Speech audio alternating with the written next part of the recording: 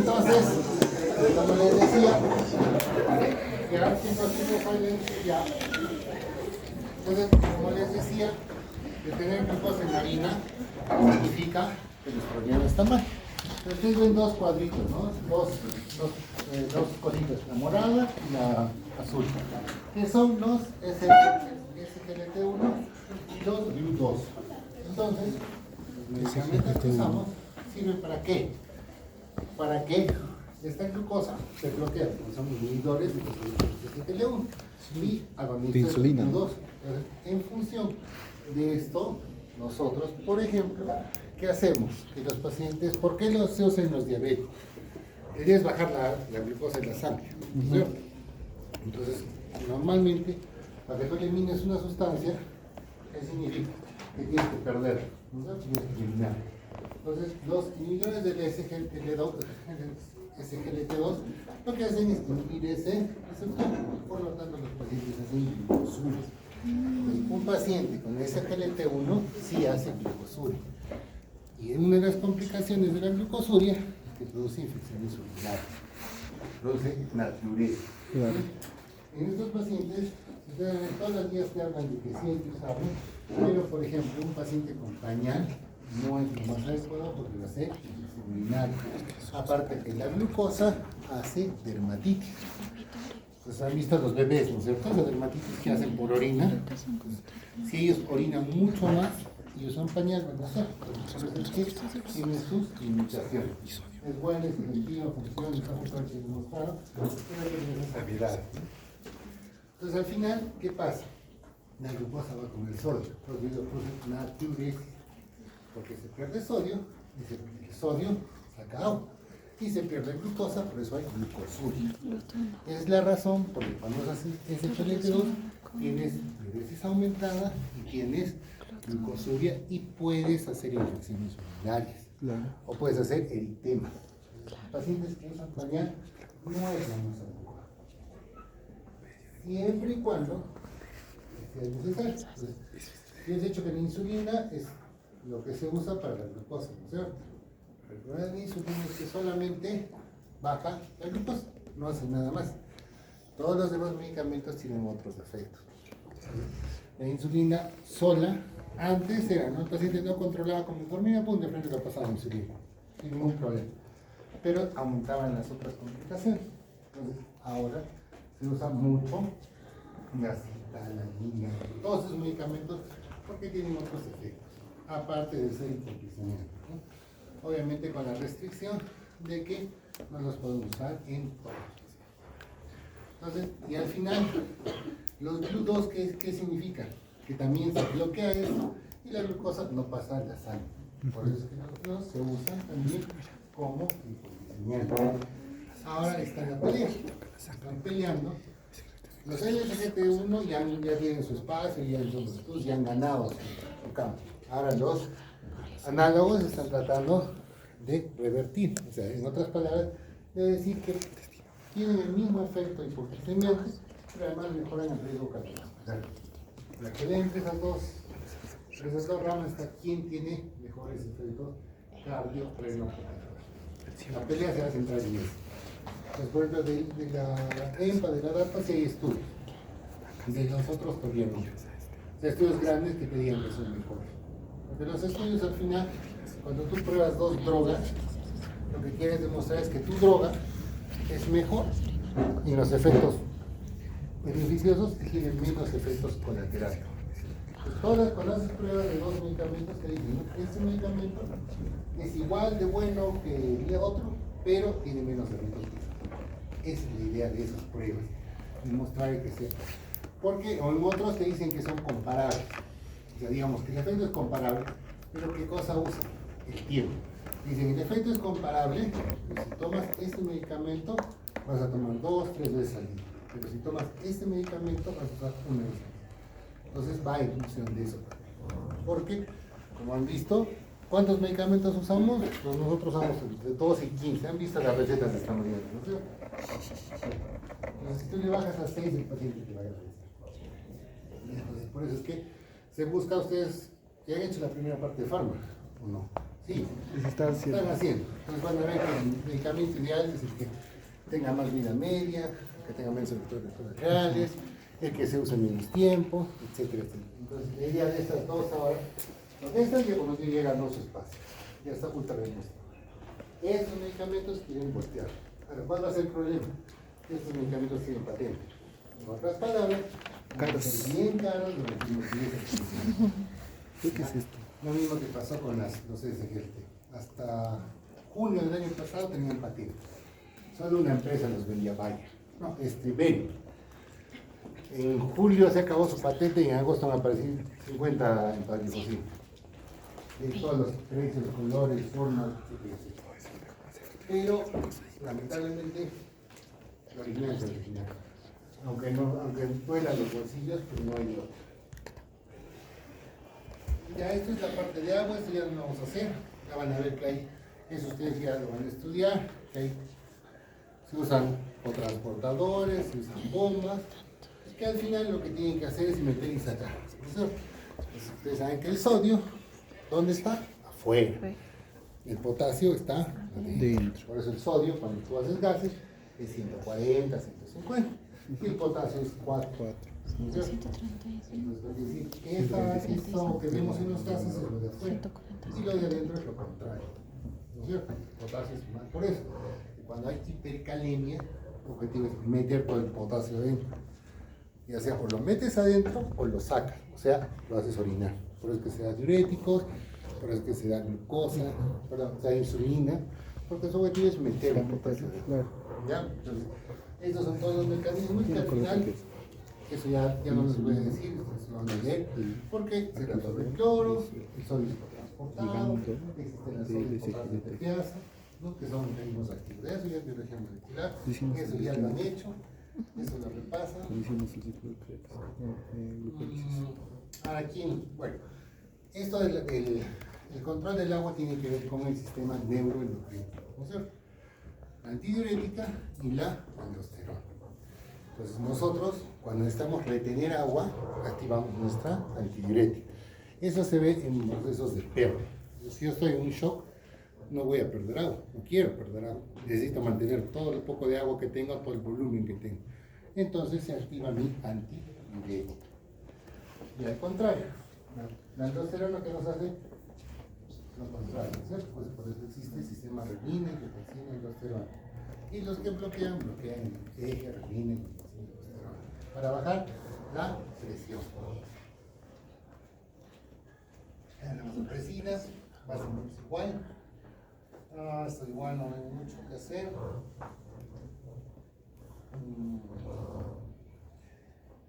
Ya, a ver, las proteínas. Entonces, sí es importante saber los pesos moleculares, porque los pesos moleculares están en función de lo que puedo eliminar. ¿No es cierto? Voy a filtrar, pero no voy a secretar. Entonces, existe sí una mínima cantidad de proteínas que se liberan, pero la mayoría se queda, porque los pesos moleculares son altos, porque los poros son pequeños. Los diámetros son los que marcan. Nosotros cuando dializamos tenemos diálisis de alto flujo y de bajo flujo. ¿Qué significa eso? Tenemos dializadores con poros grandes y con poros chiquitos. Entonces, se supone que las sustancias tóxicas tienen diferentes tamaños. Cada vez descubren más sustancias tóxicas, por lo tanto necesitan poros grandes para que esas sustancias se vayan. Ahora, ¿cuál es el problema? Que también se puede bajar alguno. Por eso es que esos dializadores de alto flujo que llamamos nosotros tienen esa limitación. Entonces, como ven, las moléculas tienen que ir unidas a proteínas. Las proteínas son los transportadores. Por eso es que cuando hay daño renal, no vas a secretar mucho transportador y te vas a quedar con esos productos.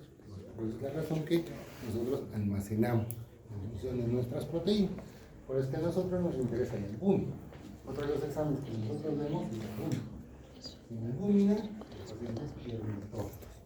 Y los medicamentos lo funcionan. El albúmina es el transportador universal. Y esto de la eritrina, ¿no? Entonces, ¿qué pasa? La eritropoyetina es una sustancia que se produce en el riñón. Y el objetivo es que producir glóbulos rojos. ¿Cierto? Entonces, esta eritropoyetina, ¿dónde actúa? En las células germinales. Terminales. ¿No? Por eso es que se afectan todas las series. Entonces, como ustedes ven, ¿cuáles los? Por eso es que nosotros usamos Depo. ¿ya? Si no, no usaríamos EPO. Entonces, es la otra razón por la que nosotros tenemos que usar eritropoyetina, porque son dependientes. Entonces, los pacientes hacen anemia y, como no tienen eritropoyetina, no pueden producir. Y estos pacientes viven en hipoxia.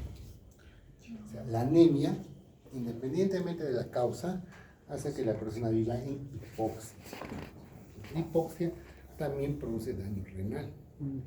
Así como si no tengo agua, no tengo sangre, tengo daño renal, mi hipoxia produce daño renal.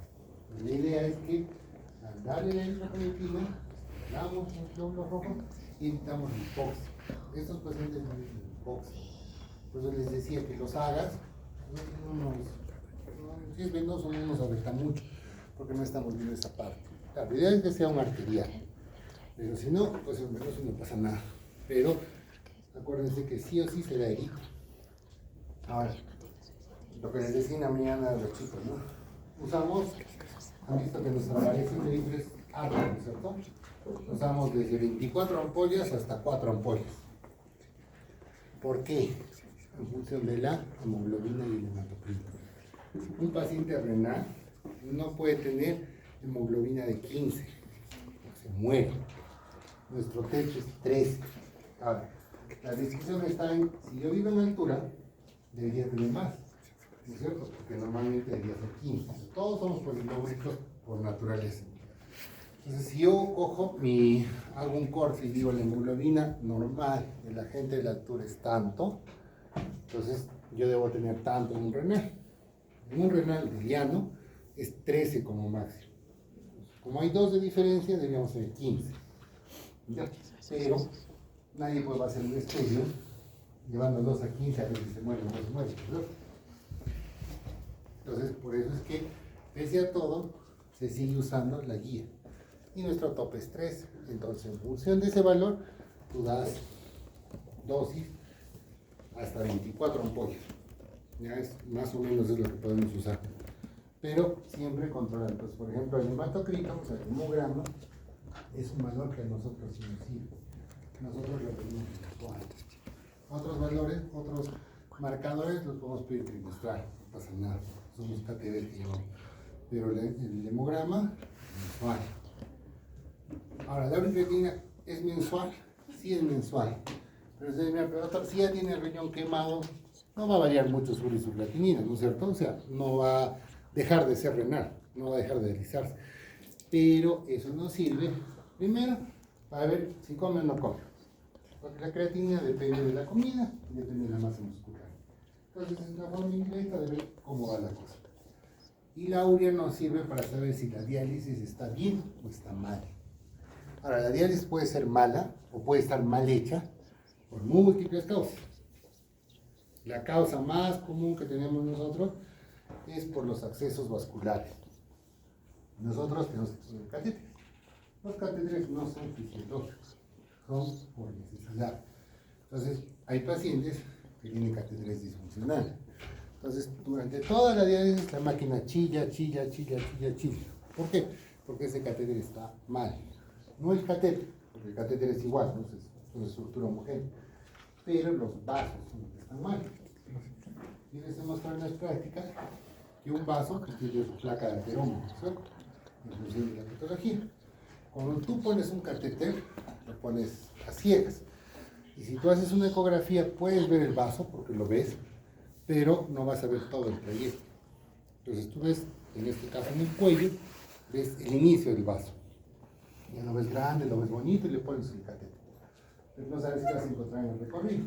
Y en el recorrido, cuando nosotros ponemos los catéteres, tú metes las guías, que son los alambres que van a ver, y sientes que estuvieras pasando por una cañería oxidada. Sientes dependiendo del vaso. Entonces, en los pacientes, cuando metes el catéter, para su mala suerte, justo el catéter es como una pistola, así como una escopeta, como un lado arterioso y un venoso. Justo para tu mala suerte, es la punta, el venoso, va a un ateroma. Entonces, cuando la máquina jala, es como haces vacío, ¿no? Ustedes han visto cuando jalan algo y ahí se pega algo, hay resistencia. Cuando está en el aire, o sea, cuando está nadando el catéter en el vaso, no pasa nada. Pero cuando se pega el ateroma, hace resistencia. Ese catéter no está bien. Pero no por el catéter, sino por el vaso. Y ese paciente no realiza bien y tiene valores altos de urea. Entonces es una forma de decir, oye, no está yendo bien, hay que hacer algo. Y la anemia también es otro indicador, ¿no? Porque la anemia es por la falta de producción de eritrocitos, y por lo tanto no hay glóbulos rojos, o porque se pierde. Entonces, ¿qué pasa? Cuando se obstruyen los catéteres no funcionan, se recircula. ¿Qué significa eso? Como que dice, lavo el vaso y lavo la máquina. Pero en esa lavada se queda sangre en el trayecto, porque nosotros no miramos lo que hay en el trayecto. O sea, se absorbe, se queda en el filtro, se queda en las líneas. Llamamos líneas los conectores. Entonces, eso produce anemia. En esta parálisis funcional, los pacientes tienen tendencia a ser más anémicos que un paciente que no tenga catéter funcional o que, para su suerte, tenga una fista. Ya hemos dicho, entonces, hiperproteína se sintetiza principalmente en las células del intersticio renal. Entonces, el mecanismo de respuesta, cuando el divisor de oxígeno del riñón detecta niveles bajos de oxígeno, hipoxia, estimula la dirección de EPO. O sea, la hipoxia es un estimulante del aire. Lo que pasa es que la EPO va a la médula ósea y la médula ósea estimula los progenitores de la línea roja. Pero, ¿qué pasa? En la parte renal, el riñón comienza a adelgazar. Entonces se pierde el estímulo. Entonces la anemia en nuestros pacientes es secundaria a que no hay estímulo. No es por pérdida, es por estímulo. Entonces, si no se estimula, por eso como depende, la línea general hace normocítica, porque homogéneamente no se han producido, no se han destruido, no se han deformado, simplemente han dejado de producir. Entonces, todos los cantos de hemoglobina con la anemia, todo eso va a salir reducido. Por eso es que nos sirve.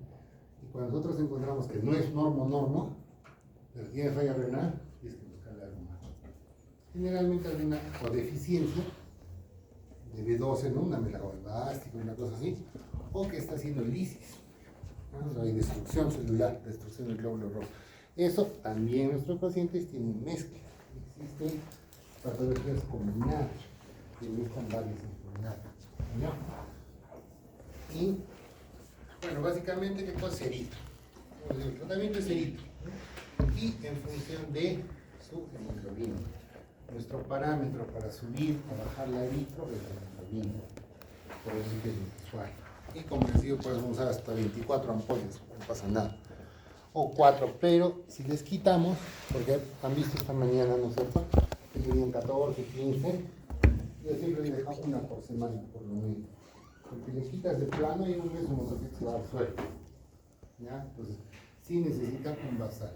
Ahora, ¿hay una fórmula para decirte cuánto vas a usar?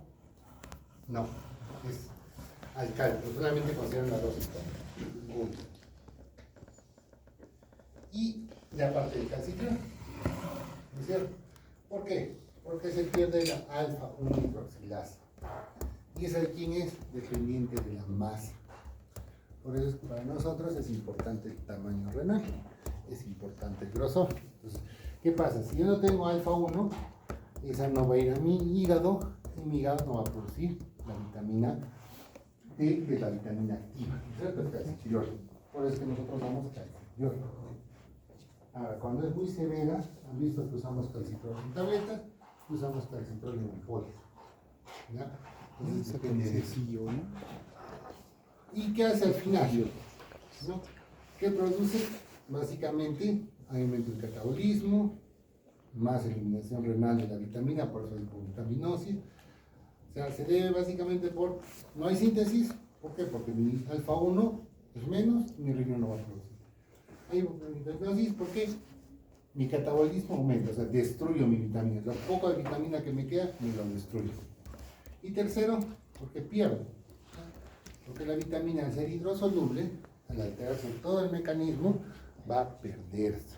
Entonces, Generalmente, todos los problemas tienen que ver porque no se sintetiza, porque se destruye o porque se elimina. Y eso lo van a ver en endocrino un montón de cosas. No se produce, se destruye o se pierde. ¿Ya? Entonces, en este caso, la vitaminosis tiene que ver con esos tres parámetros. No sintetizo, lo pierdo y encima soy hipercatabólico. Ese es un concepto que ustedes tienen que aprender. La enfermedad, cualquier enfermedad, es hipercatabólica. Destruye. ¿Y qué se baja? Las proteínas. Porque las grasas y las glucosas quedan, pero lo que te bajas es proteína. Entonces, todo hipercatabólico destruye proteína. O vitaminas, como en este caso.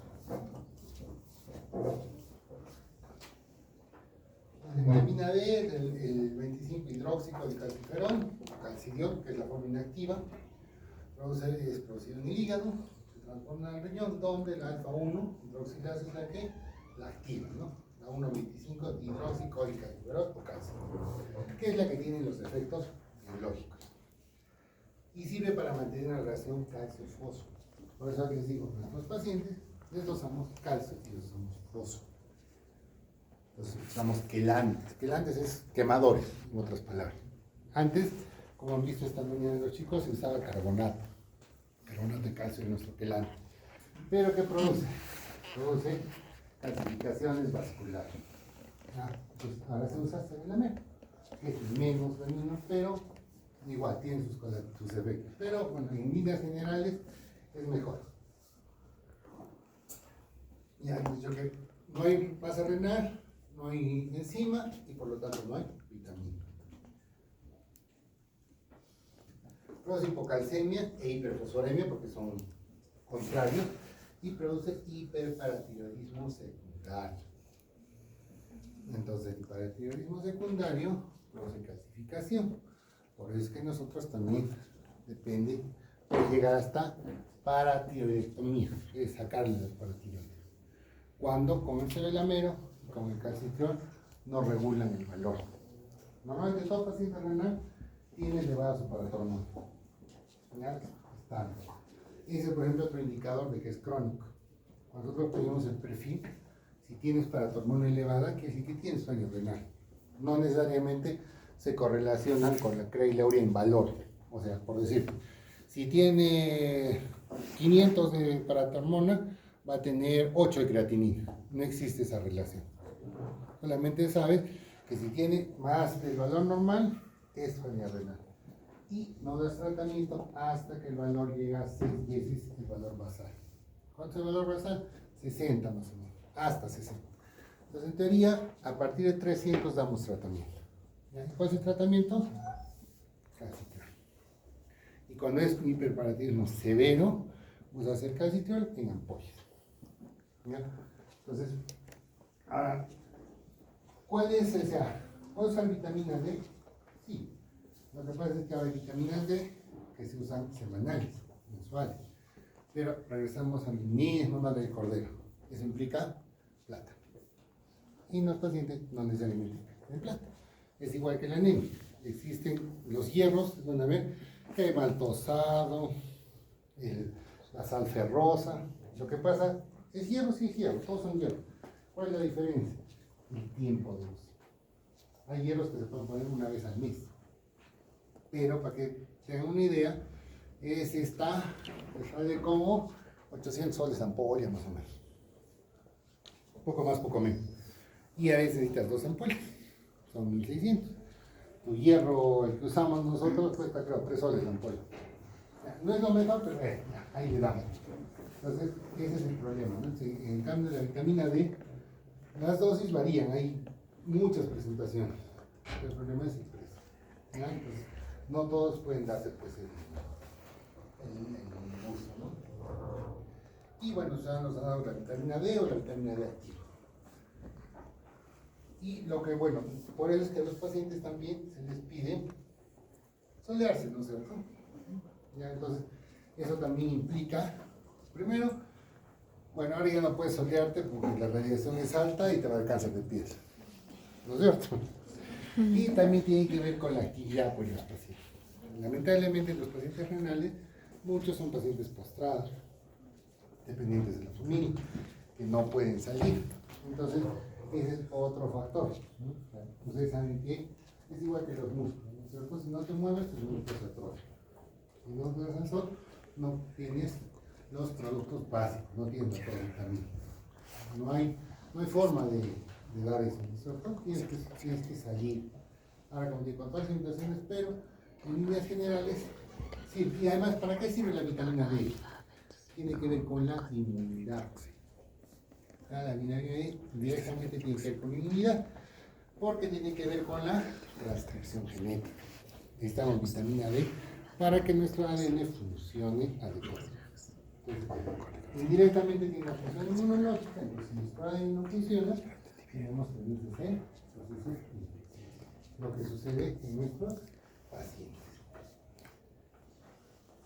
Mira, esto ya no. La presión arterial. Ahí está. Entonces, ¿qué nos interesa de la presión arterial? Que se activa el renina y angiotensina aldosterona, en líneas generales. Entonces, ¿qué pasa? La mácula es la que detecta la bajo fluido, ¿no? O una baja concentración de sodio. Los pacientes tienen que tener el volumen y el sodio en el mismo nivel, porque van a competir. ¿Qué pasa? Cuando vemos hipotensión, nuestro riñón, ¿qué va a hacer? Va a liberar la renina. Y la renina se va a transformar en renina 1, renina 2, y al final lo que va a producir es aldosterona para subir la presión arterial. Entonces, estos pacientes, ¿qué van a hacer? Como no tienen volumen, van a empezar a producir un montón de renina y van a producir hipertensión. Por eso los IECA son bloqueadores de la enzima convertidora en angiotensina. Su objetivo es bajar la presión. ¿Sí? Ahora, si usan IECA y AR, que básicamente actúan en la misma cascada. No en el mismo nivel, pero en la misma cascada. Entonces, nosotros diríamos, hay que usar las dos cosas. No, no se usan las dos cosas. Porque se ha visto que no tienen efecto sinérgico. ¿Qué significa efecto sinérgico? Que sumado todo tiene un mejor beneficio.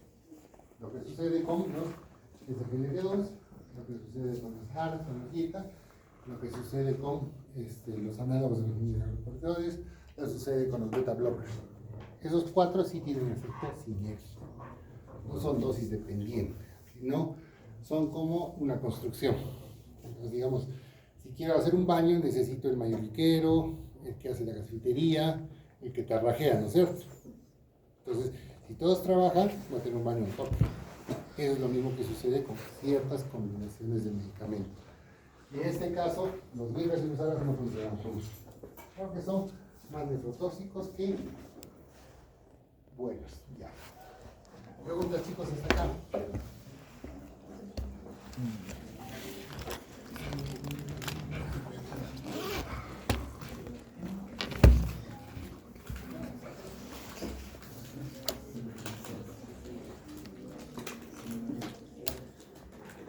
Esto es la función renal. Esto también es físico básicamente, ¿no es cierto? Entonces, nuestro sistema urinario está formado por los riñones, por el sistema conductor y por el receptor que es la vejiga. La parte fundamental, ¿dónde lo hacemos? En la parte glomerular y en la parte tubular. ¿No es cierto? Entonces, como ven en este cuadro, en este esquema, básicamente todo el proceso de absorción y secreción se produce en el sistema tubular, en la asa ascendente, en la asa descendente, y el sistema colector es básicamente el que elimina. Como ustedes ven, en el sistema colector casi no se le absorbe nada ni se secreta nada, ¿no es cierto? Porque, como ven acá, el distal, el túbulo contorneado, que es diferente al tubo colector, ¿no es cierto? Son cosas diferentes. El túbulo colector son como la tañería más lisa, no se hace nada. En los túbulos colectores sí se hace. Y en la primera parte, en el proximal, se reabsorbe iones, agua y se secreta urea. Y al final, en el distal, tienen que regresar esa agua, esos iones. Como hemos visto, prácticamente todo se queda con nosotros. Y el único producto que no se reabsorbe, ¿qué cosa es? La urea. Secretamos urea acá. Prácticamente no hay nada y la urea se sale completa. Por eso es que la urea es marcador de toxicidad. ¿Ya? Entonces ahora, aparte de la urea, aparecen nuevos productos que son productos de desecho, que no eran identificados. Cada vez están identificando más productos de desecho para evaluar la función renal. Pero en 1990 ahora lo que tenemos es la hemos visto lo mismo, ¿no? Cuando se absorbe solamente 1%. Ya, de todo ese volumen, ¿cuánto recibe de flujo? 125 mililitros minuto. En otras palabras, en un día solo 180 litros. Y eso es lo que nos mantiene en equilibrio. Por eso es que cuando los pacientes se dializan, nunca regulan, nunca normalizan sus creatininas, nunca normalizan sus urias. Porque si un riñón trabaja 24/7, como dicen, a diario funciona 4 horas en casi 48 horas. Entonces el porcentaje es pues mínimo, ¿no es cierto? Ahora, ya se ha visto que dializar todos los días con las máquinas estándar no tiene beneficio. Con las hemodiafiltración sí, pero implican costo, implican tiempo, implican condiciones de las plantas de agua. Los equipos de diálisis usan plantas de agua, que son plantas de agua pura y ultrapura. ¿Qué significa pura y ultrapura? Que usan filtros para limpiar toxinas, para limpiar bacterias. Y las ultrapuras se llaman de 2 pasos, de 2 tiempos, pasan por 2 filtros. Y las puras tienen un solo filtro. Entonces esas máquinas que te dializan más horas y todos los días, tienes que tener agua ultrapura. Ya que normalmente, bueno, el seguro por ejemplo no tiene ultrapura. El Lorena tampoco tiene ultrapura. Supongo que en el nuevo local, si algún día lo inauguran, tendrá ultrapura. Y nosotros, si conseguimos un gerente decente y conseguimos que una de las empresas nos ponga la planta, vamos a tener ultrapura. Pero normalmente tiene que ver con la calidad. Entonces, cuanto más se reabsorba, mejor. Y nuestras máquinas, ahora, como el que han cambiado los filtros, o sea, la calidad. Había filtros de bajo flujo y de alto flujo. De alto flujo son esos filtros que te limpian mucho más toxinas, que te dan mejor calidad de vida, menor riesgo de infecciones, etcétera, etcétera, etcétera. Pero también tiene que ver con plata. ¿Ya? O sea, un filtro estándar costará pues cuánto, 30 soles, 35 soles. Uno de alto flujo cuesta como 80 soles. Entonces, si tú sumas en 13 sesiones, haces harta plata. Ya, entonces, a ver, la depuración es la capacidad de los riñones para remover moléculas de plasma sanguíneo y excretarlas del agua. Entonces, ¿de qué depende? De los poros, ¿no es cierto? Como ven acá, nuestra membrana tiene una cierta cantidad de poros, un cierto diámetro. Eso es lo mismo, esta imagen la transformamos en los filtros de aire. ¿Ya? Y existen los filtros, además, tienen ciertas condiciones. Tienen que ver con el material que se usa, que obviamente ha ido evolucionando a lo largo de los años, y tiene que ver con los nuevos filtros, tienen como un gel. ¿Ya? ¿Y ese gel qué es? Es un gel anticoagulante. Por eso es que en las diálisis nosotros usamos heparin, porque la idea es que no coagule. ¿Ya? Cuando un filtro es malo, coagula. Nosotros hemos tenido malas experiencias con los filtros que nos han comprado que coagulaban. Entonces son peligrosos porque si se coagula el filtro, la sangre se queda en las líneas. Y si se queda en las líneas, estoy sacando sangre del paciente, se lo puedo mandar a la otra. Entonces, ahora estos filtros nuevos lo que hacen es asemejar la fisiología. Nosotros en el riñón no tenemos un gel, pero esa estructura que tienen esos espacios permiten eso. Entonces, como los filtros no pueden hacer eso, no pueden asemejar un glomérulo, lo que hacen es asemejar el filtro, los huecos, y ponen una sustancia que es un gel que evita que se coagule. Y lo que han hecho es ampliar los poros, porque digamos las toxinas, la urea tiene un tamaño pequeño, pero han descubierto toxinas que tienen tamaños más grandes, pero igual siguen siendo toxinas. ¿Y qué cosa han hecho?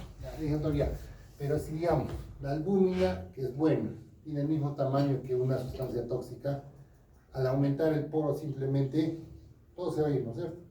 ¿Qué han hecho? Han alterado las cargas. ¿Ya?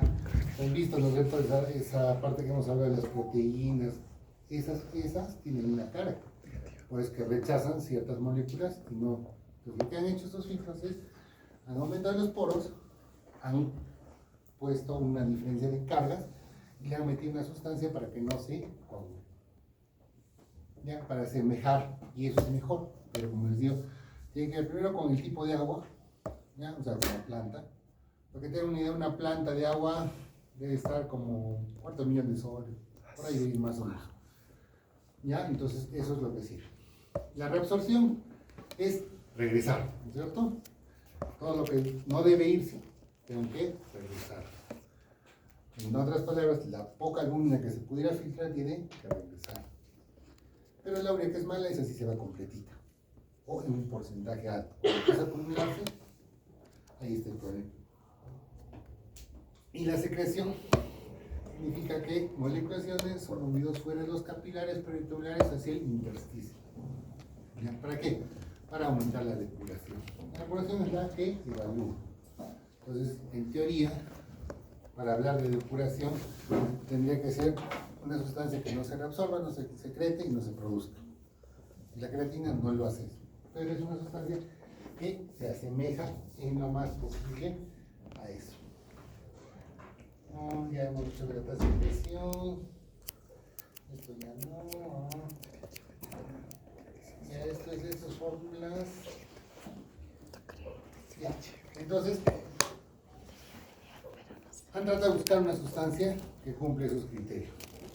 Las proteínas no es filtrada, no se filtra, porque las proteínas tienen que quedarse dentro de nosotros. Por lo tanto, su depuración renal es cero. Entonces, cuando aparecen proteínas, el riñón no funciona, ¿no es cierto? Por eso es que la proteinuria para nosotros es el marcador de daño renal. Cuanto más proteinuria tiene el paciente, más daño renal tiene. ¿Ya? La inulina dice que esta sustancia se filtra, pero no se reabsorbe ni se secreta. Entonces, la inulina es la que deberíamos usar. ¿Cuál es el problema de la inulina? Que necesitas un laboratorio. O sea, no es coger una muestra de sangre y usar inulina. No, es todo un proceso. Es un ejemplo del daño renal físico, ¿no es cierto? Todo lo que significa filtrar inulina. La urea se filtra y es parcialmente reabsorbida, lo que les he dicho, lo que hemos visto, ¿no es cierto? Era 60 y 30. Y ahí ese es el marcador de daño renal.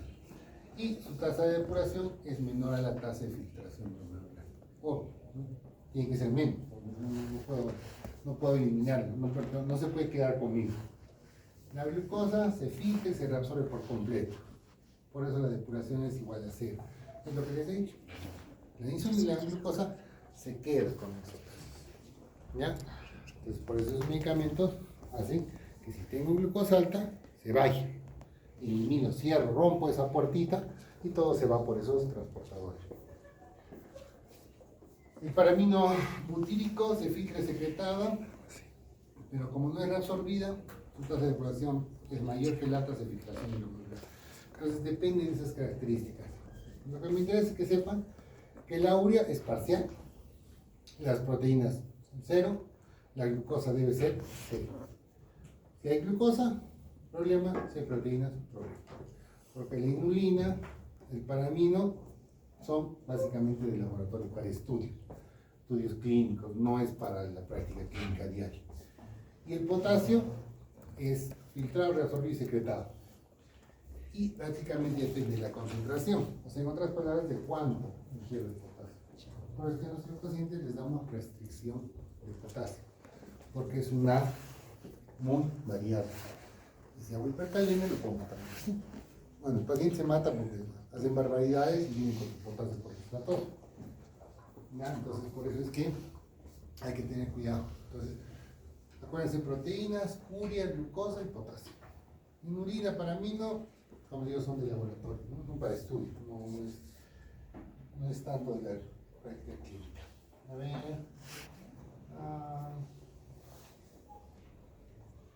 Esto es cómo se filtra. Esto me interesa. Los cleras son limpiezas. Bueno, la inulina es lo que nosotros usamos. Entonces, ¿qué tenemos nosotros ahora en la tasa de filtración glomerular? Como dice acá, como ahorita mejor forma de evaluar la función renal, ¿ya? Entonces se pide a través del aclaramiento de una sustancia que corresponde al volumen del plasma, del que está totalmente eliminada por el riñón por unidad de tiempo. Por eso es mililitros por minuto. La tasa está en mililitros por minuto. Se usan en exógenas y endógenas de inulina, que como hemos dicho es de laboratorio, y la que tenemos ahora es creatinina. Es lo más parecido a lo que se usa. Hasta ahora no existe otra sustancia que se usa para, en la práctica clínica, en la práctica diaria, la filtración. Y tiene estas características, ¿no? Dice que se filtra libremente, que no sea reabsorbida ni secretada por los túbulos, que no sea metabolizada, que no sea almacenada, que no sea tóxica, que no afecte la velocidad, o sea, que no tenga que ver con el flujo, que no produzca vasoconstricción o vasodilatación, que sería el flujo, y sea fácil de medir en plasma y orina. ¿Ya? Entonces, la cría es lo único que tenemos. Se mide en orina, sí, se mide en plasma, sí. Por eso existe tasa albúmina creatinina en orina. Y es lo que usamos como reemplazo de la proteína 24 horas. Cuando no puede pasar. No es rica, pero funciona. ¿Ya? Ya he visto que sí tiene ventajas.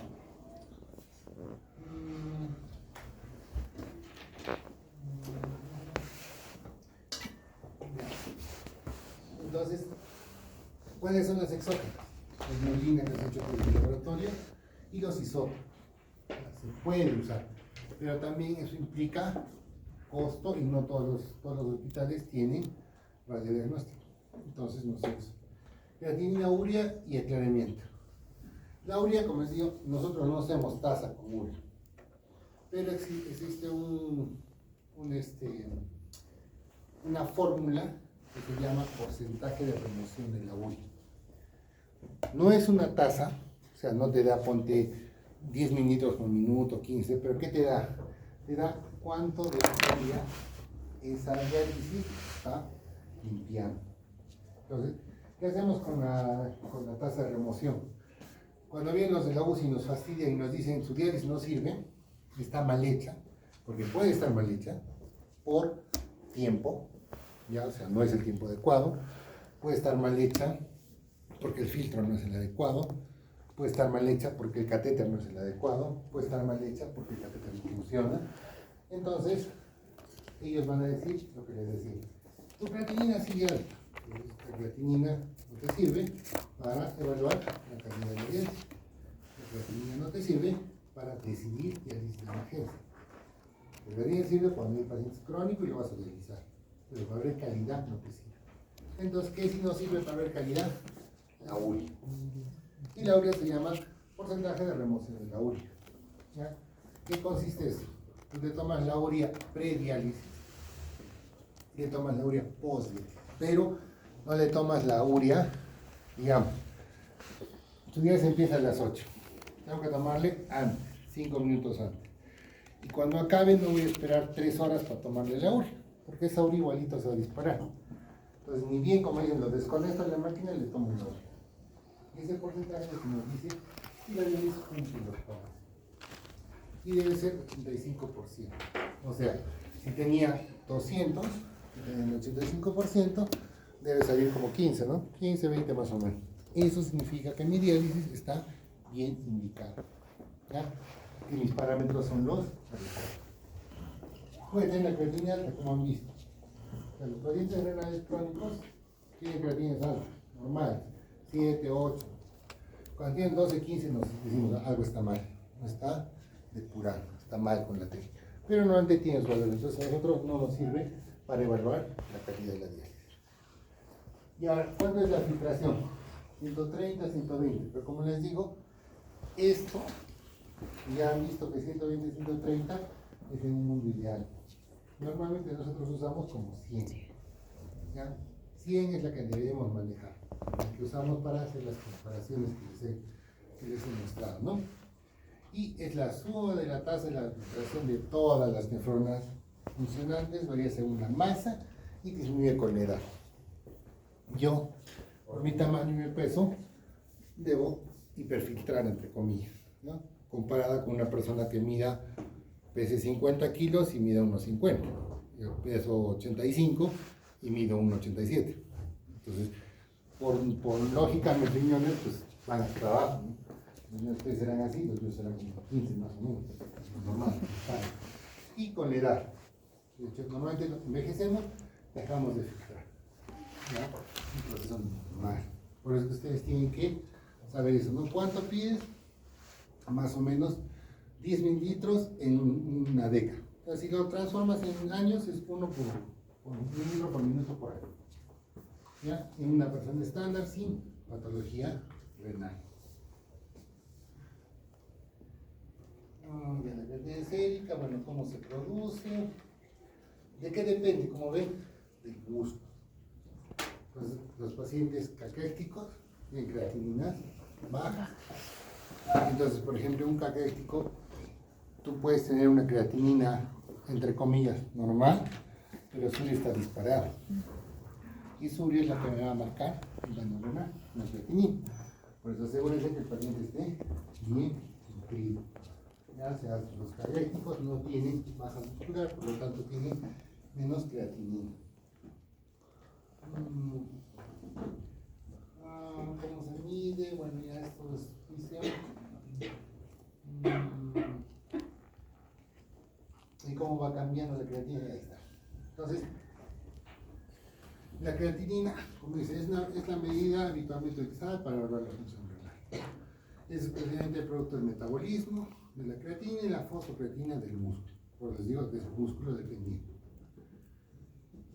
Dice que no es lineal, sino es hiperbólica, por lo que se precisan descensos de la filtración de al menos el 50% para que la contención de creatina se eleve por encima del intervalo de referencia.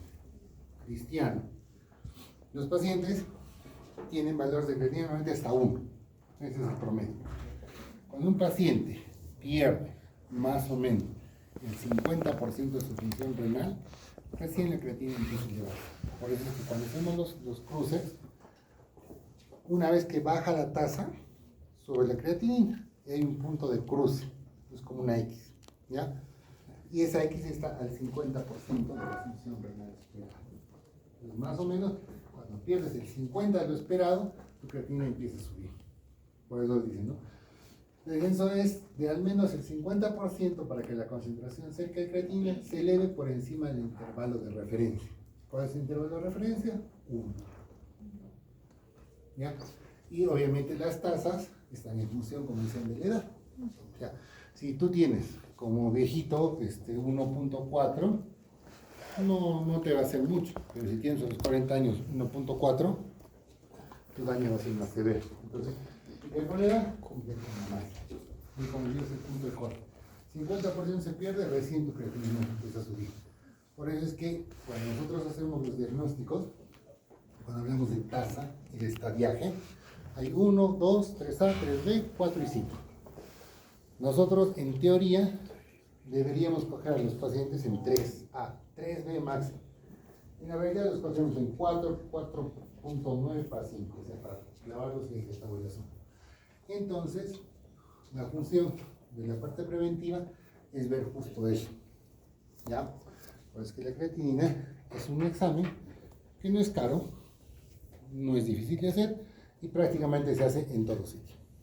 Es casi como un hemograma, no necesitas mucho costo. Entonces, les digo a los chicos cuando rotan, que si el paciente no puede, o sea, si la institución no tiene por X motivos, deberían comprar, pagar. ¿Ya? Entonces, ese es parte del proceso. ¿Qué más? A ver.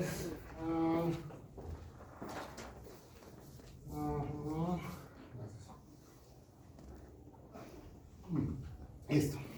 La CREA tiene baja sensibilidad diagnóstica. Entonces, ¿para qué usamos CREA si es baja? Bueno, tenemos otra cosa. Así de simple, cristiano. Por eso depende de todas esas cosas.